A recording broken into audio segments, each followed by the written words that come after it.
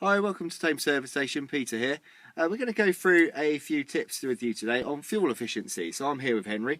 In a moment we're going to go for a little drive and talk through some pointers that will help you get the best out of your fuel efficiency from your car, either on petrol or diesel cars. It should work well with both. But before we set off, I'll take you through some of the other tips. First of all, before you set off on a journey, it's always worth, or every other week, getting your tyre pressures checked. This is important in terms of fuel efficiency because if your tyres are flat, you'll notice that there's more drag and your car will be less fuel efficient. So we've done that on this car. We're going to go out with Henry now, so if you want to start up the car, and we'll head out.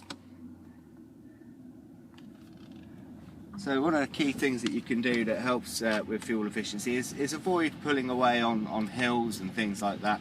If you're doing on a hill, you'll notice that that's going to affect your fuel efficiency as well. And when we get out on the open road, we're going to talk a bit more about gear changing and noticing what your car tells you. One of the things that I've seen straight away and it can affect fuel efficiency is air conditioning. So if you don't need the aircon on, if it's a cool enough day, you can switch your aircon off, and that will save you fuel, because believe it or not, your aircon does eat into your fuel efficiency. So as we're going on out here, Henry will be noticing, especially on this Ford Focus, which is a 2014 model we're driving here, it will tell you when to change gear, and that's for the optimum fuel economy. So like then we're going along, what speed are we doing now? 31, so, and you're comfortably into 5th gear.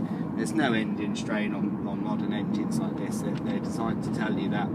So by changing gear a little bit more quickly and efficiently, you'll notice that you can improve your fuel economy quite a bit. So we're going to head out here, hopefully avoid the traffic a little bit. So what Henry's going to be doing is he's driving along, is moving through the gears reasonably quickly and smoothly, not flooring the accelerator at every time, because that's going to really drain the fuel in the tank. With diesels, you'll get into the diesel turbo range by about 2,500 revs, so you're not going to need to rev it. And the key is keeping those revs low. So you don't want to be anywhere near 4,000 or 5,000 revs, around 3,000, 2,500 to 3,000 revs when you change gear. Going around corners, you're going to tell yourself, is it quite happily going round in 5th at just under 40 miles an hour there. The engine's not labouring, it's not struggling or wallowing on the corners, it handles quite nicely.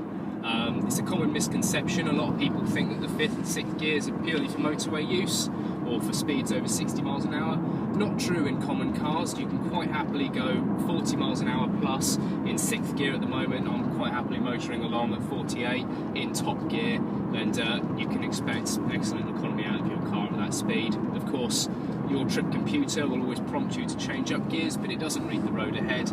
So if you're anticipating a bit of an abrupt corner, then you can gear down, and that won't ruin your fuel economy. But you know, obviously the driver's always in control.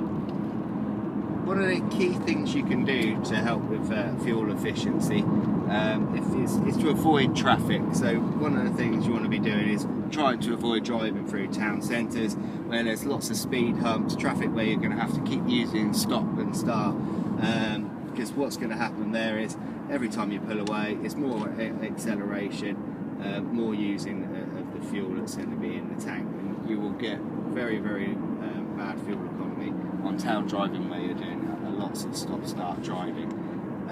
Also, when you're sat in traffic, if you're going to be in a traffic jam for any length of time, if you've got stop-start on your car, which is a little circle with an A around it, that will make the car stop in the event that you're sat in neutral with your feet off the pedals, and that saves fuel.